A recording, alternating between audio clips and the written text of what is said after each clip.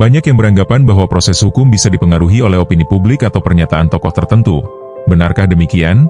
Faktanya, penegakan hukum yang profesional justru berdiri di atas fakta, bukti, dan aturan, bukan kedekatan personal ataupun opini siapapun.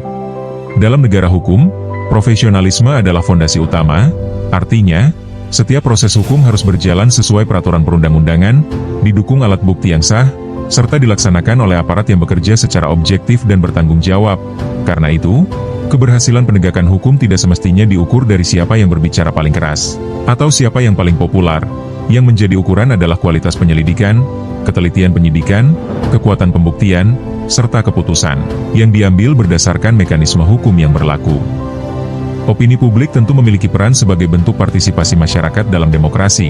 Namun, opini tidak dapat menggantikan fakta hukum. Pernyataan tokoh masyarakat, akademisi, maupun figur publik juga bukan penentu arah suatu perkara.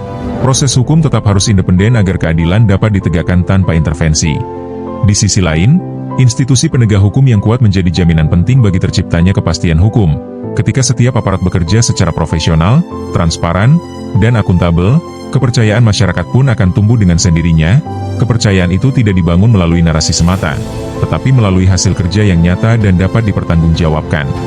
Profesionalisme bukan hanya soal kemampuan teknis, tetapi juga integritas, keberanian mengambil keputusan berdasarkan hukum, serta komitmen menjaga keadilan bagi semua pihak tanpa membedakan latar belakang ataupun status sosial.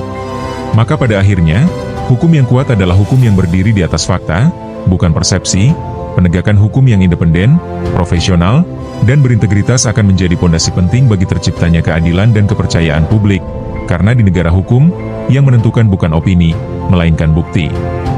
Percayalah pada proses yang berlandaskan fakta, karena keadilan lahir dari profesionalisme, bukan dari opini. Semoga informasi ini bermanfaat, dan ayo kita terus kawal dan jaga Indonesia.